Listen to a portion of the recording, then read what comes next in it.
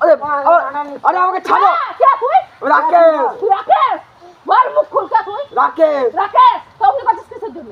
কোথায় করলাম আমি? নে নে কোথায় করলাম আমি? মারো মারো। আরে বাপ রে, আরে ছাড়ো। ভূত নাচছে এবার, ভূত নাচছে। আরে ছাড়বো তো। ভূত ছাড়ানোর নাম করে এক যুবকের হাতে পায়ে দড়ি বেঁধে তার গায়ে মারা হচ্ছে আগুন।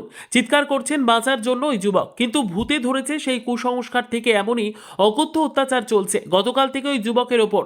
এর পরবর্তী সময় আজ বুধবার বিকেলেও সর্বসমক্ষের নয়, ঘরের ভেতর কাপড়ের আড়ালে চলছে ভূত ছাড়ানোর কাজ। ভূত ছাড়াচ্ছেন গ্রামেরই এক মহিলা ওঝা। ঘটনাটি কালনা থানার অন্তর্গত কালনা 2 নম্বর ব্লকের বৈদ্যপুর গ্রাম পঞ্চায়েতের তালা গ্রামে।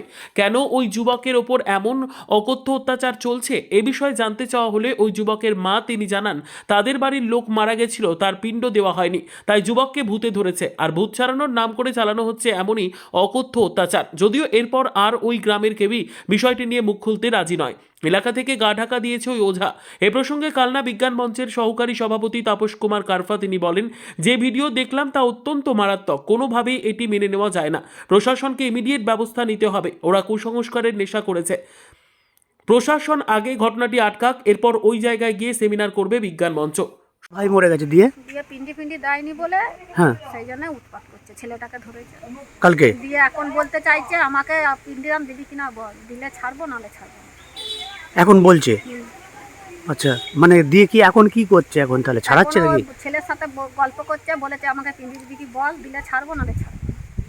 তুমি কে হও ওই যাকে ভূতে ধরেছে? আমি আর মা। ওর মা?